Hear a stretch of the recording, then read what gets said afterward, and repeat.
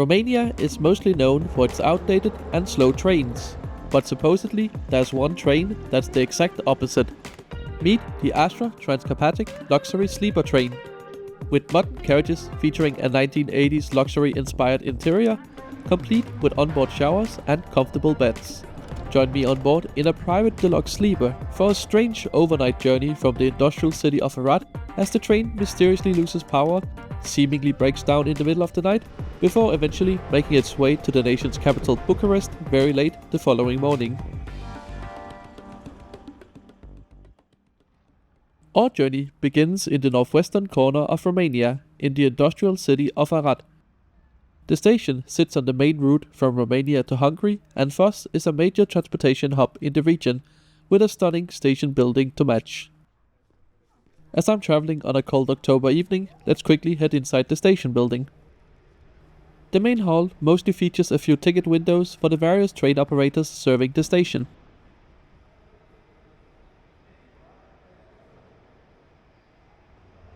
Behind the modern addition of the escalator, you will find a small bakery, but unfortunately at this time of the day it was closed. I did find it slightly amusing that the ticket office for Astra Trans Carpatic is signposted as a coffee shop. There are 3 daily overnight trains from Arad to Bucarest, with the Astra luxury sleeper being the first one to depart at 20:35.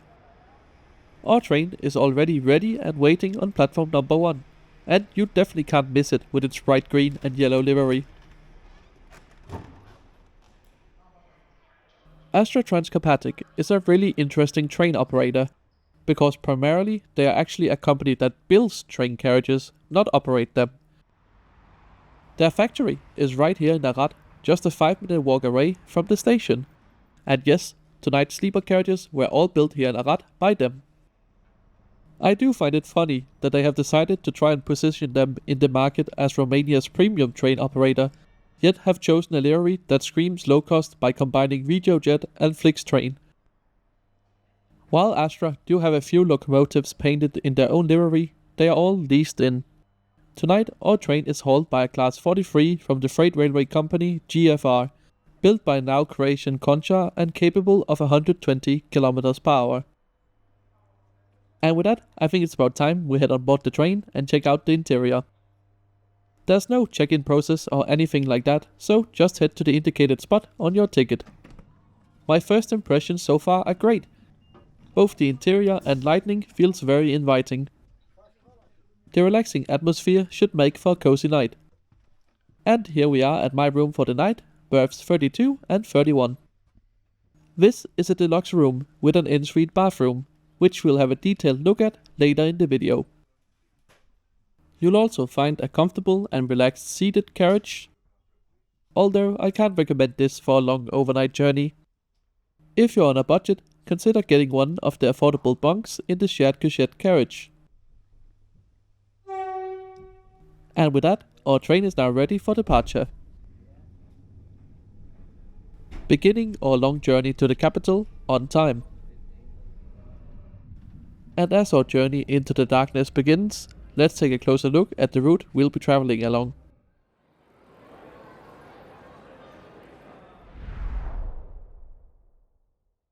We are traveling on the winter schedule version of Astra's night train, taking the southern route via Timișoara and Craiova to reach the capital's largest station, Bucarest North. This is normally scheduled to take 11 hours and 10 minutes to cover the 590 kilometers, giving the train an average speed of 53 km/h. During the summer months, the night train is extended from Bucharest, continuing all the way to the Black Sea. Right after departure, as I was gonna show you the onboard amenities, including the free bottle of water, the power seemingly went out in the entire carriage. With the help of my phone's flashlight, I could show you that the light control panel wasn't working at all. And it wasn't just my cabin. Heading out to the corridor, you can see it's completely dark, with the only light being left on being the faint toilet occupancy indicator. And perhaps even more strangely, the staff didn't come around to say anything, and the train just kinda continued as if nothing was wrong. And while it's not too uncommon for trains to lose power for a bit, The lack of power would continue for well over an hour, but after completing our stop in Timisoara, it finally came back on.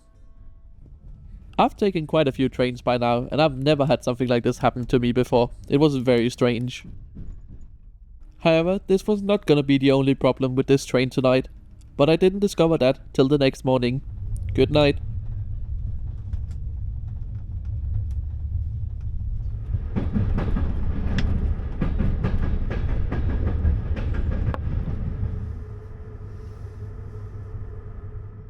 I woke up after a pretty good night of sleep, somewhere west of Videla station. The line here at the time was under heavy reconstruction, meaning only one track was operational at a time, which meant that we often had to stop to let other trains go past in the other direction.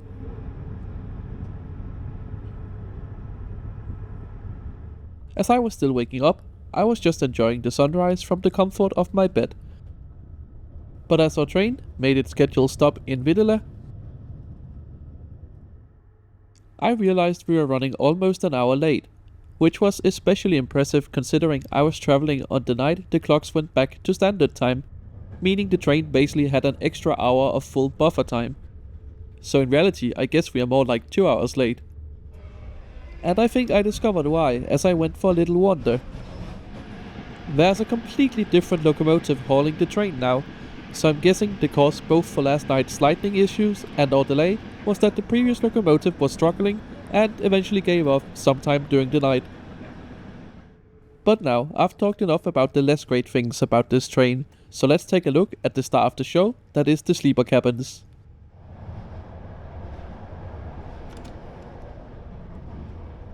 The cabin is very cozy and features 2 bunk beds as well as an en-suite shower and toilet. Some cabins have an interconnecting door if you're traveling next to somebody you wanna talk to. Coat hooks are provided for your winter clothes. The shelf above the corridor features a large amount of space to store bags and other luggage. The main control panel for the lights is also found here, but there's also a handy button by the bed. Up here you'll also find the attendant call button as well as the temperature control.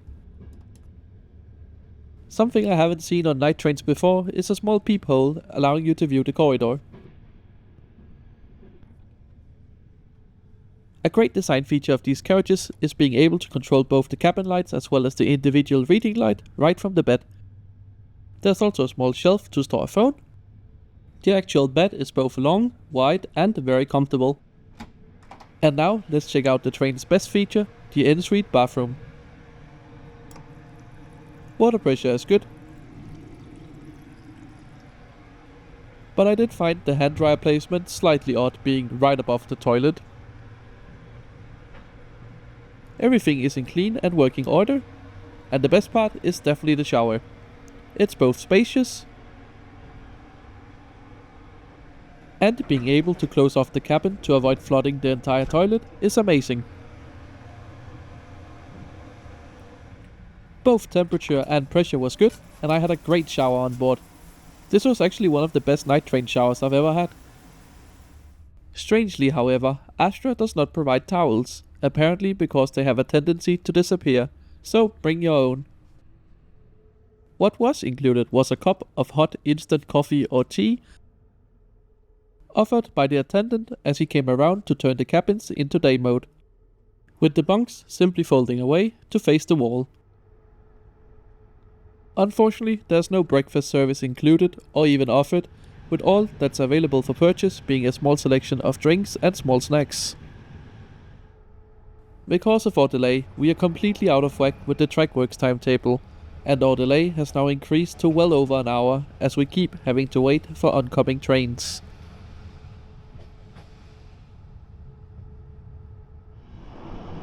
But these improvements are much needed, and when our train is running on the new track, it's actually really smooth and fast. Unfortunately, I can't say the same thing about the Wi-Fi. While I could connect to it, it didn't work for me at all, so I guess coverage may vary. As we still got a little while to go before we get to Bucarest, I have some time to show you a bit more around the train. A cool feature is the sleeping carriages being able to be locked at night, avoiding people passing through them. But strangely, this blocks access to the toilets, so I'm not sure this is actually used. The cabins without an en-suite bathroom do have access to a shared one that features a just as good shower as the one in the private rooms.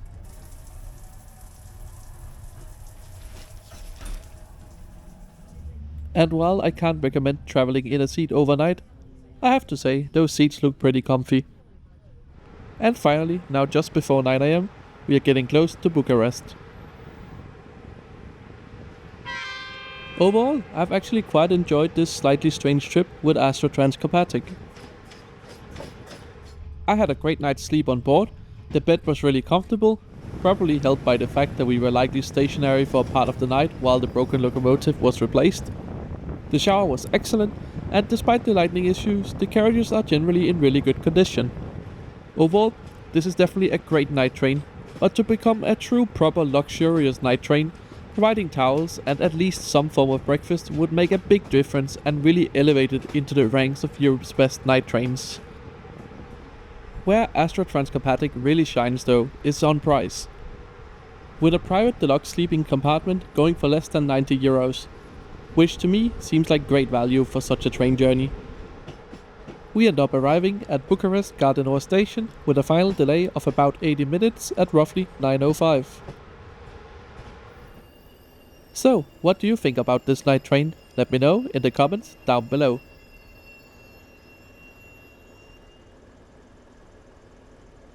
Thank you so much for joining me on this trip. If you want to see more videos like this, make sure you're subscribed to the channel as I try to post a new one every Sunday. You can also follow me over on Blue Sky at intercitysimon.com. I usually post live from my travels over there, so it's a great place to get a sneak peek at what videos might be coming on the channel in the future. Thanks for watching.